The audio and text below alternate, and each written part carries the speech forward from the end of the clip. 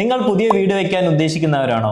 എങ്കിൽ നിങ്ങൾ തീർച്ചയായും അറിഞ്ഞിരിക്കേണ്ട കുറച്ച് കാര്യങ്ങളുണ്ട്. Basement water proofing. എന്താണ് ബേസ്മെന്റ് വാട്ടർ പ്രൂഫിംഗ്? എന്തിന് ബേസ്മെന്റ് വാട്ടർ പ്രൂഫിംഗ് നിങ്ങൾ ചെയ്യണം? ഈ രണ്ട് കാര്യങ്ങൾ അറിയുന്നതിന് മുന്നേ നമ്മൾ അറിയേണ്ട ഒരു കാര്യമാണ് കാപ്പിലറി ഇഷ്യൂ. ഇത് നമ്മളുടെ ബേസ്മെന്റ് ലെവലാണെങ്കിൽ ഇതിന്റെ മേളിലായിരിക്കും നമ്മളുടെ ബ്രിക്ക് വരുന്നത്.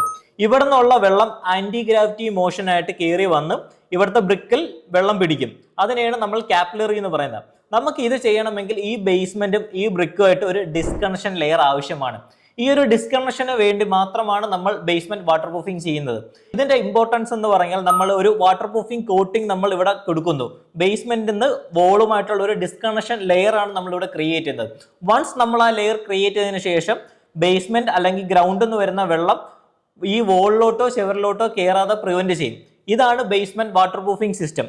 ഇതിൽ വരുന്ന ഒരു ചലഞ്ച് എന്ന് പറഞ്ഞാൽ ബേസ്മെന്റ് വാട്ടർ പ്രൂഫിംഗ് സിസ്റ്റം നമുക്ക് വീട് നിർമ്മിക്കുന്ന സമയത്ത് മാത്രമേ ചെയ്യാൻ പറ്റുള്ളൂ.